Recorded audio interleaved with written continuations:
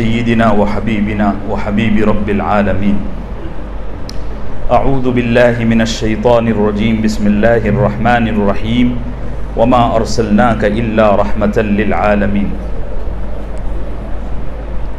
صدق اللہ العظیم. گزشتہ کل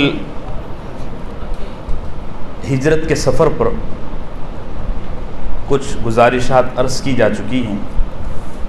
کافی ساتھیوں نے بڑا عمدہ سوال اٹھایا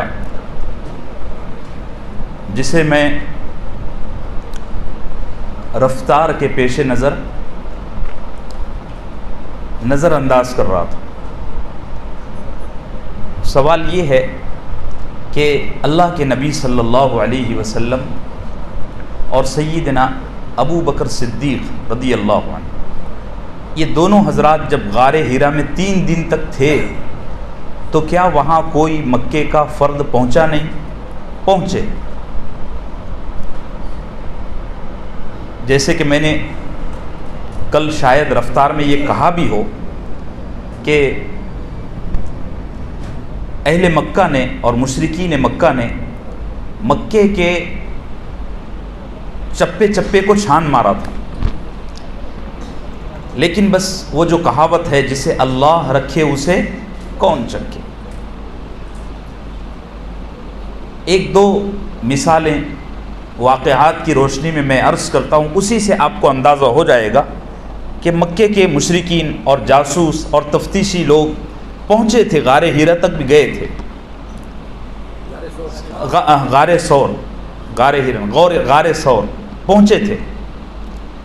مثلا ایک بڑی مشہور روایت ہے، صحیح بخاری میں بھی اس کو نقل کیا گیا ہے کہ اللہ کے نبی صلی اللہ علیہ وسلم اور سیدنا ابو بکر صدیق رضی اللہ عنہ غار میں بیٹھے ہوئے تھے تو حضرت ابو بکر صدیق رضی اللہ عنہ نے سر اونچا کر کے دیکھا تو کئی مشرکین وہاں کھڑے ہوئے نظر آئے، قدم دکھے. تو حضرت ابو بکر صدیق رضی اللہ عنہ بڑے پریشان ہوئے کہ اب تو یہ ہم تک پہنچ ہی جائیں گے. اور اللہ کے نبی صلی اللہ علیہ وسلم سے فرمایا، یا رسول اللہ دیکھو یہ تو ہم تک پہنچ گئے. اللہ کے نبی صلی اللہ علیہ وسلم نے اس وقت بڑا پیارا جملہ ارشاد فرمایا ما ظنک یا ابا بکر بِإِثْنَيْنِ اللَّهُ ثَالِثُهُمَا.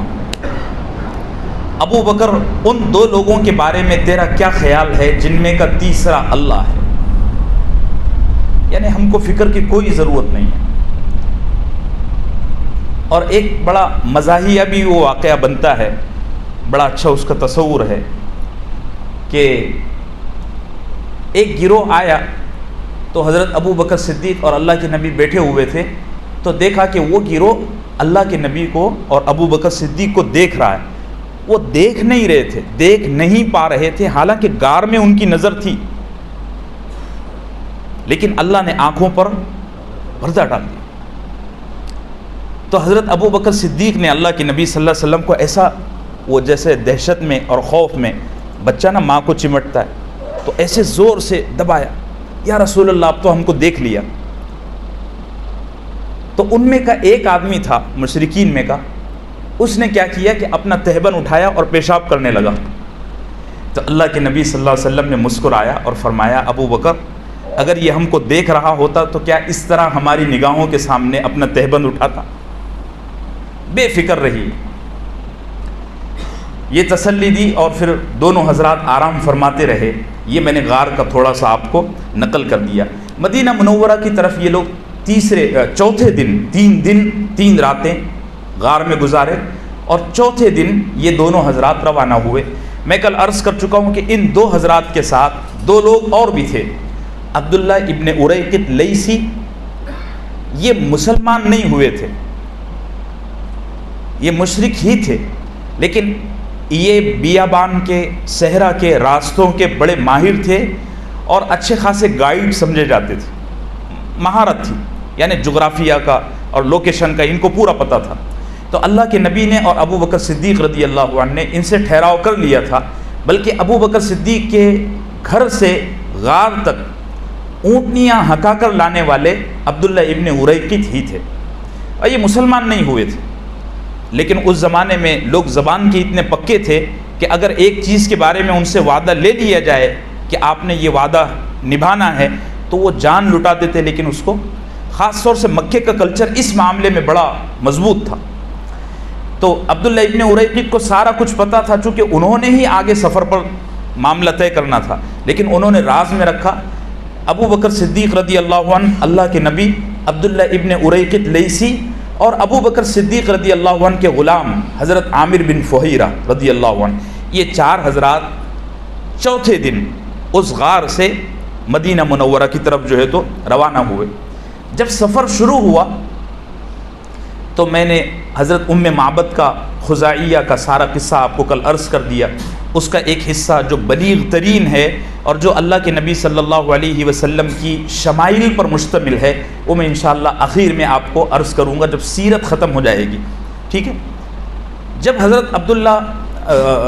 حضرت سیدنا ابو بکر صدیق اور اللہ کے نبی یہاں سے نکلے تو راستے میں کئی واقعات ہوئے، علماء نے اس کو بھی نقل کیا ہے، میں کچھ آپ کو عرض کرتا ہوں۔ یہ دونوں حضرات پہلے تو بنو خزاعیہ کی ام معبد کے پاس سے گزرے، وہاں دودھ پیا، اچھے سے آسودہ ہوئے، پھر آگے روانہ ہوئے۔ تو ابو بکر صدیق رضی اللہ عنہ اللہ کے نبی صلی اللہ علیہ وسلم کی سواری پر ہی سوار تھے۔ ایک اونٹ خالی چل رہا تھا یا اس پر سامان لدا ہوا تھا، اور ایک اونٹ پر ابو بکر صدیق اور اللہ کے نبی صلی اللہ علیہ وسلم سوار تھے۔ ابو بکر صدیق سواری پر ردیف تھے، ردیف کہتے ہیں پیچھے بیٹھے ہوئے کو، اللہ کے نبی آگے بیٹھے ہوئے تھے اور ابو بکر صدیق رضی اللہ، کیا نصیب ہے۔ ہم یہاں ترس گئے ہیں کہ اللہ کے نبی کی خواب میں زیارت ہو جائے، اللہ نصیب کرے، کہو آمین۔ اور ابو بکر صدیق کا کیا نصیب ہے رضی اللہ عنہ کہ وہ بدن سے چمٹ کر بیٹھے ہوں، بدن کو بدن لگ رہا ہے نبی کے، اور ایک نہیں کئی دن۔ تو حضرت ابو بکر صدیق ردیف تھے، اور یہ طریقہ اس لیے اپنایا گیا تھا کہ حضرت ابو بکر صدیق رضی اللہ عنہ کے چہرے پر اور آپ کے بدن پر بڑھاپے کے آثار تھے، اور اللہ کے نبی صلی اللہ علیہ وسلم کا جو بدن مبارک تھا، چہرے انور تھا، یہ بالکل ایک دم ینگ تھا، جوان۔ آپ نے دیکھا ہوگا جب کوئی بوڑھا اور کوئی جوان یا بچہ ساتھ میں جاتے ہیں نا، تو کوئی بھی آنے والا بوڑھے سے مخاطب ہوتا ہے، جوان سے یا بچے سے نہیں ہوتا، یہ پہلے سے یہ چلا آ رہا ہے۔ تو ابو بکر صدیق رضی اللہ عنہ نے یہ ایسے ہی نہیں کیا، یہ اس لیے کیا کہ مجھے کوئی بھی اجنبی دیکھے اور اللہ کے نبی کو دیکھے تو پہلے مجھ سے پوچھے، بھئی بات سمجھ رہے ہیں آپ۔ اور ہوا ایسا، جب سفر طے کرنے لگے نا، تو امام بخاری نے نقل کیا ہے کہ ہر آنے والا اور ہر ملاقات کرنے والا، چاہے اجنبی ہو یا پہچان کا شناسہ ہو، وہ ابو بکر صدیق سے مخاطب ہوتا کہ ابو بکر کہاں جا رہے ہو؟ تو ابو بکر صدیق فرماتے کہ جانا ہے جہاں۔ پھر پوچھنے والا پوچھتا کہ یہ کون ہے؟ تو ابو بکر صدیق رضی اللہ عنہ اگر کہہ دیتے کہ یہ محمد ہے صلی اللہ علیہ وسلم تو مسئلہ ہو جاتا، اور اگر کہتے کہ میں نہیں جانتا یہ کون ہے تو وہ جھوٹ ہو جاتا۔ یہ صدیق کی شان کے خلاف ہے۔ تو ابو بکر صدیق ایسا پیارا جملہ فرماتے ھذا الرجل یہدینی سواء السبیل، یہ وہ آدمی ہے جو ہم کو صحیح راستے کا پتہ بتاتا ہے۔ سننے والا یہ سنتا کہ شاید یہ گائیڈ ہے، اور ابو بکر صدیق مراد لیتے کہ یہ ہمارا پیغمبر ہے، چونکہ پیغمبر سیدھا راستہ بتاتا ہے۔ یہ راستہ طے ہوتا رہا، یہ دونوں حضرات جو ہے تو چلتے رہے، ام معبد خزاعیہ کے خیمے سے بھی آگے نکلے۔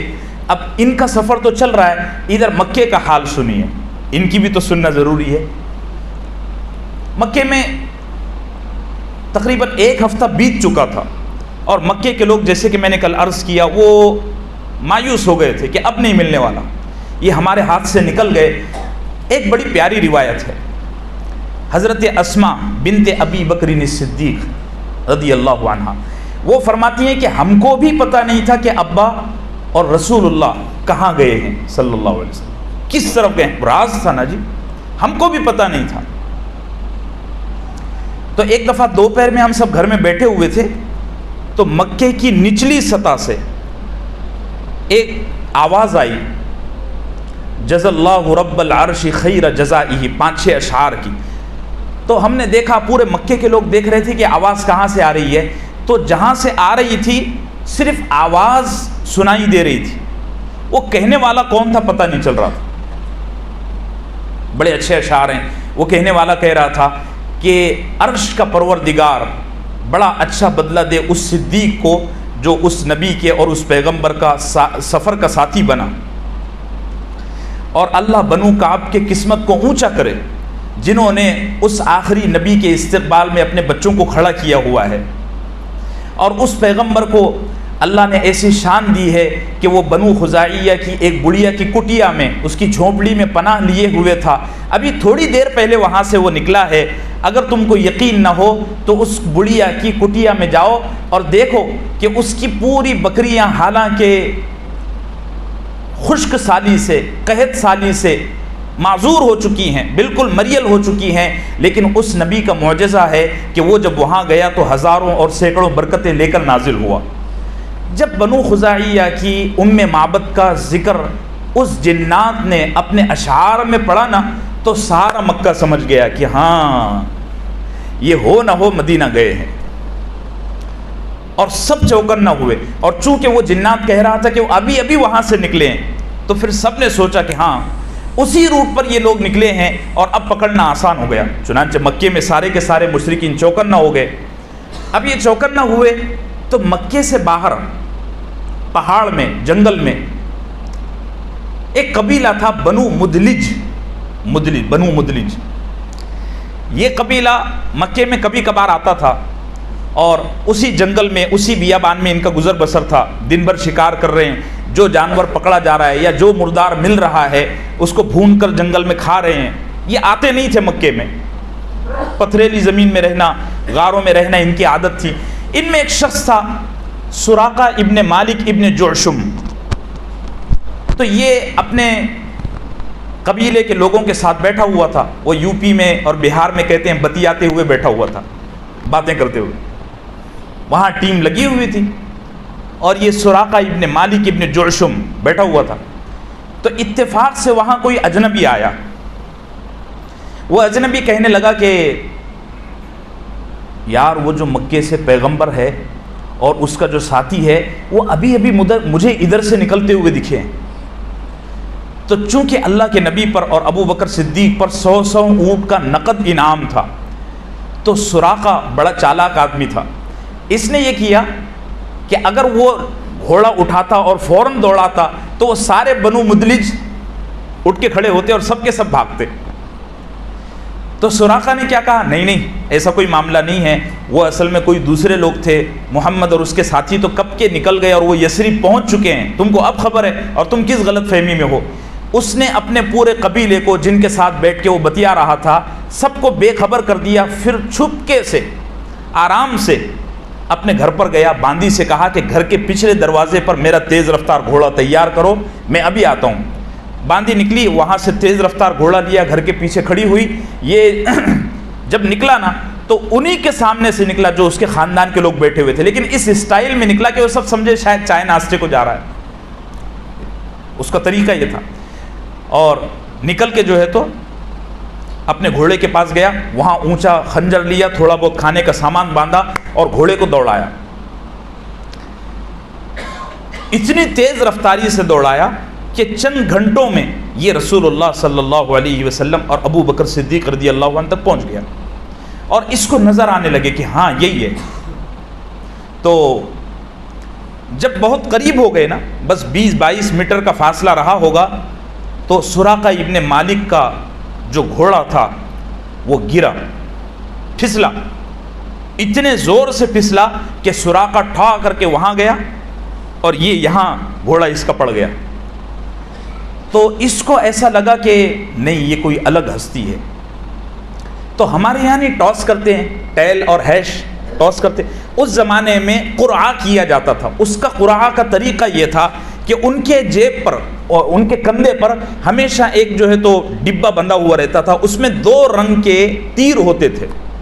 اور وہ کیا کرتے تھے کہ جب ان کو کوئی ایسا مشکوک معاملہ پیش آتا جس کے معاملے میں وہ فیصلے کو ڈیسائیڈ کرنے میں مشکل ہوتا، تو وہ اس ڈبے کو ایسا ہلاتے، آنکھ بند کر کے ایک تیر نکالتے اور دل میں طے کرتے کہ اگر مثال کے طور پر بلیک کلر کا تیر نکلا تو میں یہ کام نہیں کروں گا، وائٹ نکلا تو کر لوں گا۔ اس نے دل میں سوچا کہ محمد کو اور اس کے ساتھیوں کو گرفتار کرنا ہے یا نہیں کرنا ہے، میں ٹاس کر لیتا ہوں، قرعہ کر لیتا ہوں، اور اپنے جیب سے، اپنے کندھے سے وہ ڈبہ نکالا، اس کو ایسے ایسے ہلایا اور تیر کھینچا تو اس میں سے بلیک کلر کا تیر نکلا۔ لیکن پیسوں کا اور دولت کا لالچ انسان کو کب باز رکھتا ہے؟ کہا کہ یہ تو سب جھوٹ کہتے ہیں، ایسا کچھ مسئلہ نہیں ہے۔ گھوڑے پر سوار ہوا، اپنے گھوڑے کو اور بکھرے ہوئے سامان کو اٹھایا، گھوڑے پر باندھا اور پھر دوڑ لگائی، پھر آگے گیا تو پھر دھڑ سے گرا، تو پھر دل نے اور ضمیر نے جھنجھوڑا کہ نہیں یہ غلط ہو رہا ہے، پھر ٹاس کیا، پھر ٹاس میں وہی نکلا، قرعے میں وہی نکلا، لیکن پھر لالچ، پھر تیسری دفعہ اس پر سوار ہوا اور پھر دوڑ لگائی تو اب کی بار گھوڑے کے اگلے 2 پیر زمین میں دھس گئے۔ وہ کہتا ہے کہ جب یہ ہوا نا تب میرا کلیجہ ہل گیا، کیونکہ جہاں گھوڑے کے پیر دھسے تھے وہ مضبوط زمین تھی، نہ وہاں گارا تھا، نہ وہاں ریگستان کا کوئی دلدل تھا، نہ وہاں گیلا پن تھا، لیکن میں نے دیکھا کہ میرے گھوڑے کے دونوں پیر زمین میں دھس گئے، اور میں نے بڑی مشکل سے اپنے گھوڑے کو ڈانٹ کر، برا بھلا کہہ کر جب باہر نکالا تو اس کے قدموں سے ایسی دھول نکلی جو آسمان کو چھو رہی تھی۔ تو میں سوچ میں پڑ گیا کہ نہیں، اچھا اس مرتبہ یہ اتنا قریب پہنچ گیا تھا کہ اگر 1-2 قدم اور آگے بڑھتا نا تو خنجر سے وار کر دیتا، اور نعوذ باللہ یا تو ابو بکر صدیق رضی اللہ عنہ کو کوئی زد پہنچتی یا اللہ کے نبی کو، لیکن اللہ کا فیصلہ تو اللہ کا فیصلہ۔ وہ خود کہتا ہے سراقہ کہ میں اتنے قریب اس بار پہنچ گیا تھا کہ مجھے اللہ کے نبی صلی اللہ علیہ وسلم کی تلاوت کی آواز کان میں آ رہی تھی، لیکن میں نے دیکھا کہ میرا گھوڑا زمین میں دھس گیا ہے اور میں بھی بری طرح گر گیا ہوں، تو میں نے اب فیصلہ کر لیا کہ نہیں، اب معاملہ ختم کرنا ہے۔ تو جب یہ میں سوچ رہا تھا تو ابو بکر صدیق اور ان کے خادم اور اللہ کے نبی صلی اللہ علیہ وسلم کافی آگے تک جا چکے تھے، تو میں نے ان کو چیخا، اے ابو بکر، اے ابو بکر، مجھے امان دو، مجھے امان دو، میں تم پر حملہ نہیں کروں گا، میں وعدہ کرتا ہوں میں تم پر حملہ نہیں کروں گا۔ تو ابو بکر صدیق رضی اللہ عنہ نے اور اللہ کے نبی صلی اللہ علیہ وسلم نے اپنی سواری کو روکا۔ اچھا جب یہ قریب آ رہا تھا تو ابو بکر صدیق رضی اللہ عنہ اللہ کے نبی صلی اللہ علیہ وسلم سے کہہ رہے تھے، یا رسول اللہ اب تو وہ آ گیا، یا رسول اللہ اب تو بالکل پشت پر کھڑا ہوا ہے۔ تو اس منظر کو قرآن نے بھی نقل کیا ہے۔ قرآن کہتا ہے اذ قال لصاحبہ لا تحزن ان اللہ معنا، اور قرآن نے کیا بلیغ الفاظ لائے۔ دیکھو ڈرنے کے لیے عربی میں کئی الفاظ ہوتے ہیں، خوف، خشیت، تقوی اور حزن، یہ سارے الفاظ ہیں اور سب کا ترجمہ اردو میں کیا جاتا ہے ڈرنے سے، لیکن حزن ایسا ڈر جو اپنا نہ ہو، کسی دوسرے کا ہو۔ قرآن اگر کہتا نا لا تخف تو ترجمہ یہ ہو سکتا تھا کہ یہاں ابو بکر کو اپنی جان کا خطرہ ہے۔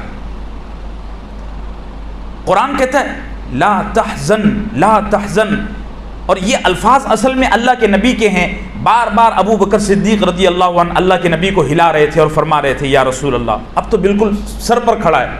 ابو بکر صدیق رضی اللہ عنہ کو اللہ کے نبی نے فرمایا لا تحزن، اے ابو بکر میری فکر مت کرو، ان اللہ معنا، اللہ ہمارے ساتھ ہے، کوئی ڈرنے کی بات نہیں۔ چنانچہ سراقہ اللہ کے نبی اور ابو بکر صدیق رضی اللہ عنہ کے پاس آیا، دست بوسی کی اور وعدہ کیا کہ میں آپ کو کوئی غزن نہیں پہنچاؤں گا، اور وہاں سے جو ہے تو اجازت لی، اور جانے سے پہلے اس کے پاس کچھ کھانے کا سامان تھا، اس کو وہی عقیدت ہو گئی، محبت ہو گئی، اس کے پاس کچھ کھانے کا سامان تھا، کہنے لگا آپ لوگ اتنے دور جا رہے ہو، یہ میرا کچھ ہدیہ قبول کرو۔ اللہ کے نبی نے مسکراتے ہوئے فرمایا نہیں میں ایسا ہدیہ نہیں لیتا، آپ کو اپنا مبارک، بس ایک کام کرنا، ہمارے بارے میں کسی کو بتانا مت کہ ہم کہاں ہیں۔ چنانچہ اسی سراقہ سے اللہ نے یہ کام لیا کہ وہ جب ریٹرن آنے لگا نا تو اس کو اس روٹ پر جتنے بندے ملے وہ سب کو کہتا تھا نہیں نہیں ادھر نہیں ہے، میں ادھر سے آ رہا ہوں، وہ سارے واپس۔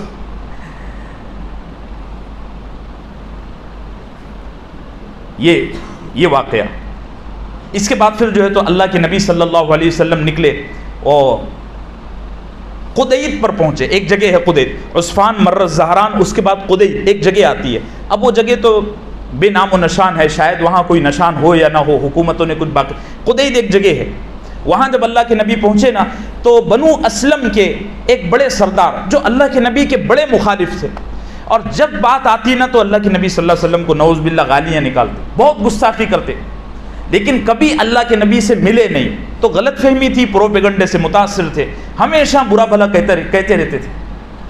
اللہ کے نبی صلی اللہ علیہ وسلم کو جب دیکھا، ملاقات کی، اور اللہ کے نبی صلی اللہ علیہ وسلم کے دین کا خلاصہ جب سنا، قرآن کریم کی کچھ آیات سنی، تو وہی کہ وہی اسلام لائے، اور ان کے ساتھ تقریباً 70 لوگ تھے، وہ سارے کے سارے وہی مسلمان ہو گئے، نقد دل دے بیٹھے، وہ کہتے ہیں نا دل کٹ گیا، بس فدا ہو گئے، اور اپنے سر سے عمامہ اتارا، اور ان کے پاس ایسا خنجر تھا، اس خنجر پر جو ہے تو عمامے کو لٹکایا، کہنے لگا میں گواہی دیتا ہوں کہ یہ نبی امن والا ہے، میں گواہی دیتا ہوں کہ یہ نبی صلح اور آشتی والا ہے، میں گواہی دیتا ہوں کہ یہ نبی کی تعلیمات انسانی فطرت کے نیچر کے مطابق ہے، اس میں کوئی غلط نہیں ہے، اور اپنے خاندان میں گئے، وہاں کئی لوگوں کو مسلمان کیا۔ اسی راستے پر پھر آگے چلتے چلتے اللہ کے نبی صلی اللہ علیہ وسلم کو سیدنا عبداللہ ابن زبیر ملے رضی اللہ عنہ، وہ ملک شام سے تجارت کر کے واپس لوٹ رہے تھے، سیریا سے آ رہے تھے، چونکہ میں پہلے بتا چکا ہوں یہ راستہ سیریا سے ہوتا ہے مدینے کا۔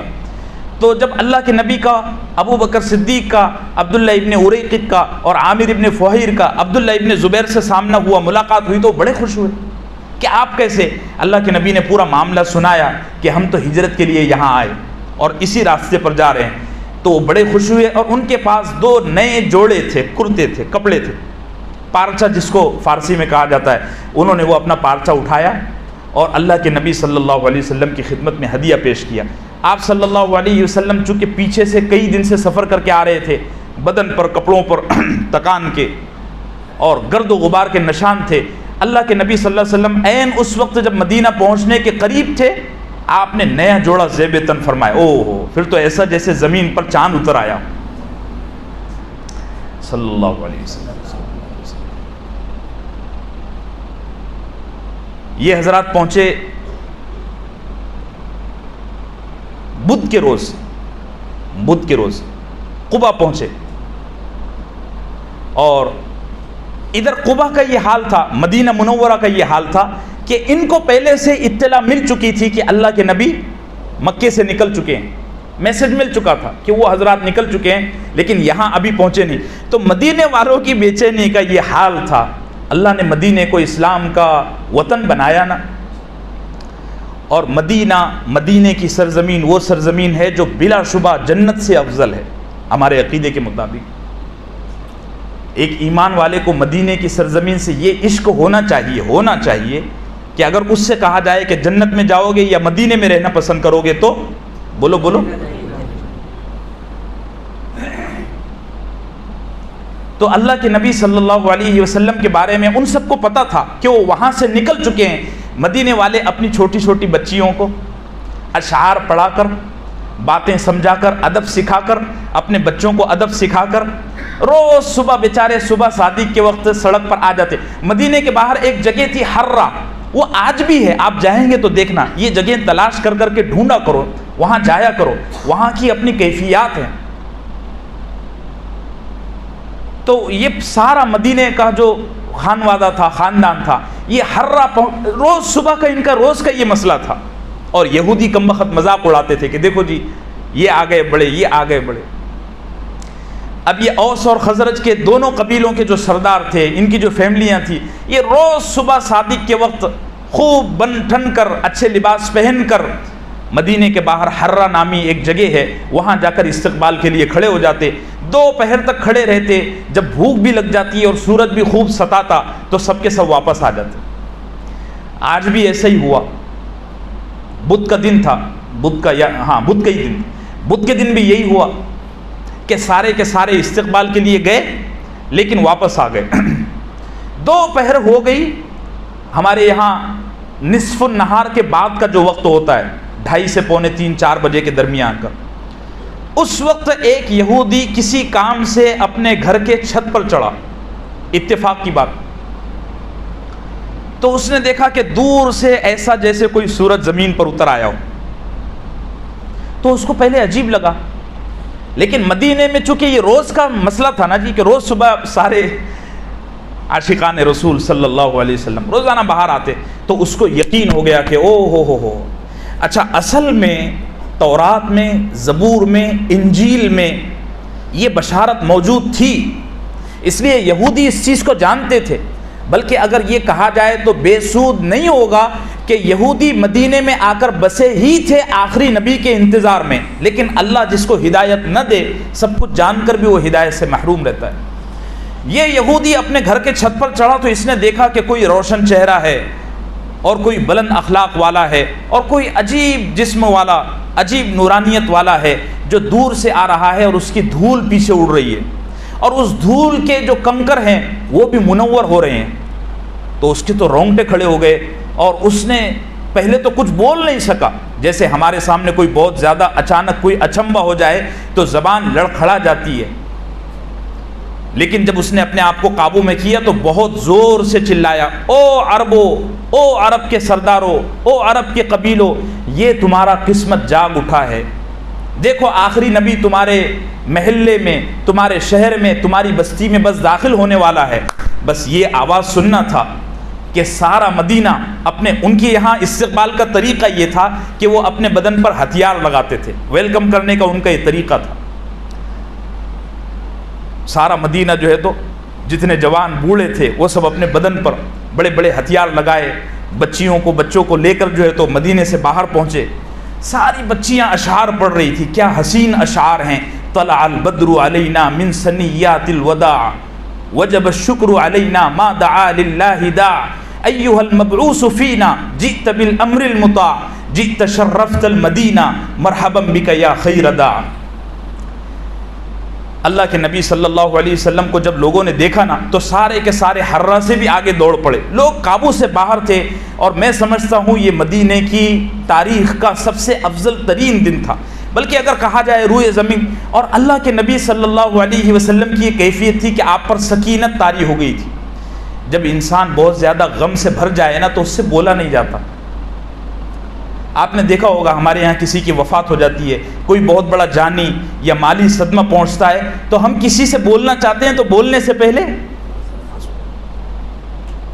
ایسا غم میں ہوتا ہے نا، ایسا خوشی میں بھی ہوتا ہے کہ کسی پر کوئی بہت بڑی نوازش ہو گئی، کسی کو کوئی بہت بڑی دولت مل گئی تو اس سے کچھ بولا نہیں جاتا. اللہ کے نبی صلی اللہ علیہ وسلم نے جب اپنے کو دیکھا کہ میرے کہاں میرا وہ دور کے لوگ مجھے گلیوں میں رسوا کرتے تھے، کہاں میرا وہ دور کہ جب مجھے لوگ تانے دیا کرتے تھے، میری ہانڈی میں لوگ، ساری داستان آپ کو سنا چکا ہوں، مکے والوں کا ظلم و ستم. تو اللہ کے نبی نے جب دیکھا نا کہ اس شہر کا ایک ایک بچہ، ایک بات یاد رکھو میرے عزیزو، کبھی بھی عمرے کے لیے، حج کے لیے، کسی بھی معاملے کے لیے مدینہ جاؤ نا، مدینے والوں کو برا مت بولو، مدینے والوں کو برا مت بولو. میں نے دیکھا ذرا سے معاملے پر، ذرا سی اخلاقی خرابی پر ہمارے انڈیا پاکستان کے لوگ مدینے والوں کو برا بھلا کہتے ہیں. اس زمانے میں فتنہ اور چور ڈکیٹی کہاں نہیں ہے. اگر مدینے کا آدمی بھی کوئی انسانی تقاضے کی وجہ سے گناہ کر رہا ہے تو اس کو ہم لوگ تانے، یہ بس اللہ کے نبی کو یہ وہ نسل ہے کہ جس نے اللہ کے نبی کا استقبال کیا اور اللہ نے ان کو قبول کیا. انسانوں میں سے دیکھو اللہ کے نبی صلی اللہ علیہ وسلم کے چہرے انور کی زیارت کر لینے کا بہت بڑا مقام ہے، اور اس نسل سے پیدا ہو جانے کا بہت بڑا مقام ہے. ہم وہاں تک نہیں پہنچ سکتے، وہ اللہ کا انتخاب ہوتا ہے. مولانا ابرار صاحب ہردوئی رحمۃ اللہ علیہ ہمارے بزرگوں میں ایک دفعہ عمرے کے لیے گئے تو ان کا خادم تھا. مولانا ہردوئی رحمۃ اللہ علیہ کو انڈا بڑا پسند تھا، وہ ناشتے میں اور کھانے میں انڈا تناول فرماتے تھے. تو انہوں نے اپنے خادم سے کہا کہ مجھے روزانہ 1-2 انڈے بوائل کر کے لا دیا کرو. تو وہ خادم بیچارہ کسی بدو عورت کے پاس سے روزانہ انڈے لاتا تھا. اب وہ عرب کی گرمی، وہ خاتون بیچاری فریزر کا کوئی انتظام نہیں، سڑک پر ٹرے لے کے بیٹھتی تھی تو گرمی کی وجہ سے وہ انڈے گندے ہو جاتے. تو وہ خادم نے اس بدو عورت کے پاس سے لینے کے بجائے کسی مال سے، کسی بڑی اسٹال سے انڈے خریدے. تو حضرت ہردوئی رحمۃ اللہ علیہ نے اس سے پوچھا کہ اس خاتون کے پاس سے کیوں نہیں خریدتے، وہ راستے پر بیٹھتی ہے اور دور سے آتی ہے، تو اس خادم کی زبان سے نکلا کہ اس کے انڈے گندے ہیں اور وہ عورت صحیح نہیں ہے، فراڈ کرتی ہے۔ رات میں دونوں کو، پیر کو بھی اور مرید کو بھی، اللہ کے نبی صلی اللہ علیہ وسلم کی زیارت ہوئی، فرمایا اس کو جلدی مدینے سے نکالو۔ ہمارا مسئلہ یہ ہے کہ ہم کو نیک اعمال، نیک مقامات، بڑے مقامات پر مزہ اس لیے نہیں آ رہا کہ ہم ادب سے محروم ہیں۔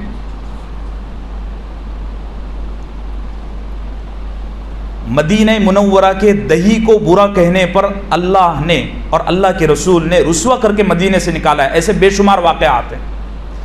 اس جگہ کی تو یہ حال ہے، یہ مقام ہے کہ وہاں تو سانس بھی ادب سے لینا چاہیے۔ بہرحال اب بات دوسری طرف جا رہی ہے۔ اللہ کے نبی صلی اللہ علیہ وسلم مدینہ منورہ پہنچے نا، تو آپ پر سکینت طاری ہو گئی۔ سکینت یعنی خوشی میں آپ کا یہ حال ہو گیا کہ نہ کسی کو دیکھنے کی ہمت ہوتی تھی، نہ کسی سے بات کرنے کی ہمت تھی، بس پھٹے جاتے تھے خوشی میں۔ اب اس کو میں کیسے الفاظ میں بیان کروں؟ جو الفاظ میرے سامنے ہیں وہ عربی کے ہیں، اس کا ترجمہ ہی کوئی نہیں۔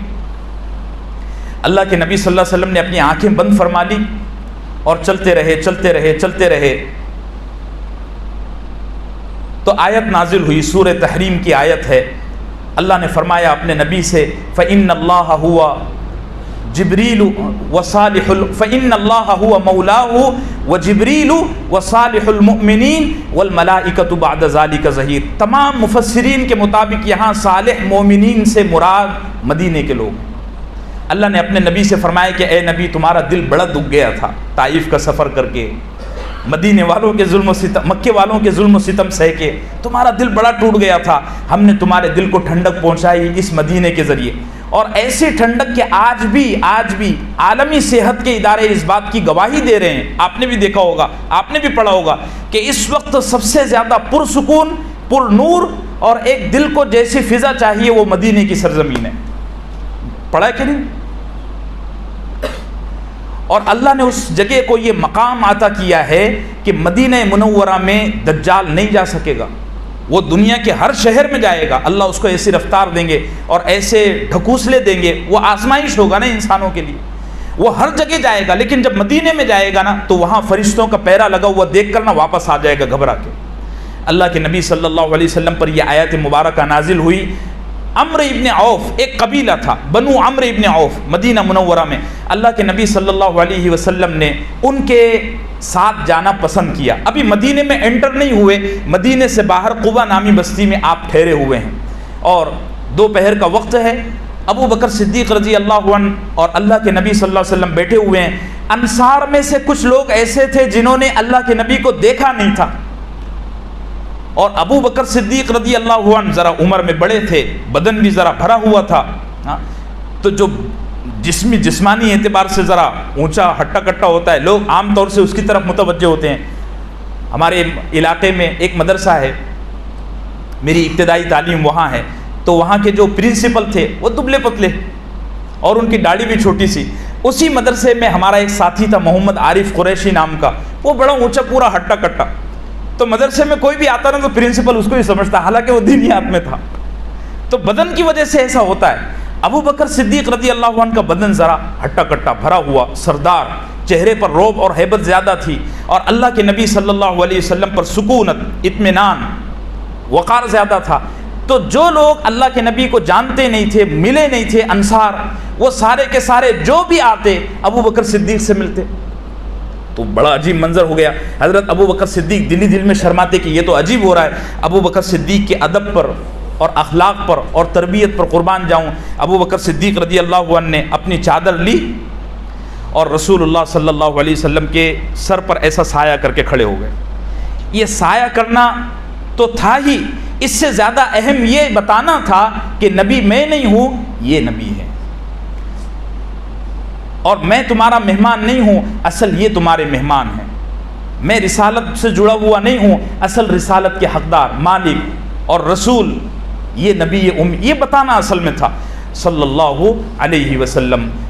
اللہ کے نبی صلی اللہ علیہ وسلم اور ابو بکر صدیق، یہ چاروں حضرات قبا نامی بستی میں تقریباً الگ الگ روایتیں ہیں، 4 دن کی بھی ایک روایت ہے، جمعرات، جمعہ، سنیچر اور اتوار 4 دن کی بھی ایک روایت ہے۔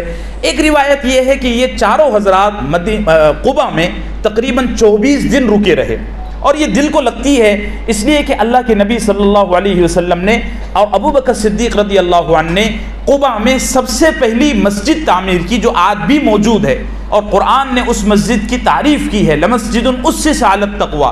جب مدینہ جاؤ یا مکہ جاؤ تو مسجد قباء میں ضرور جایا کرو، اس کے بہت فضائل ہیں۔ ایک عمرے کا ثواب ہے، عام طور سے جانے والے یہ سب چیزوں سے بے خبر ہوتے ہیں، ویسے اب تو گائیڈ الحمدللہ رہنمائی کرتے ہیں تو لوگ جاتے بھی ہیں، لیکن غفلت اور لاپرواہی اور سستی ہمارے یہاں بہت زیادہ ہے، بہت سارے لوگ ان فضائل سے محروم رہتے ہیں۔ اللہ کے نبی صلی اللہ علیہ وسلم علی اختلاف الاقوال، روایات کے مختلف ہونے کی وجہ سے جو بات ہم تک پہنچی ہے وہ یہ ہے کہ قباء میں 24 دن رہے، اس کے بعد پھر مدینہ منورہ کا سفر وہ انشاءاللہ کل۔ یا رب صلی وسلم دائما ابدا علی حبیبک خیر الخلق کلہم۔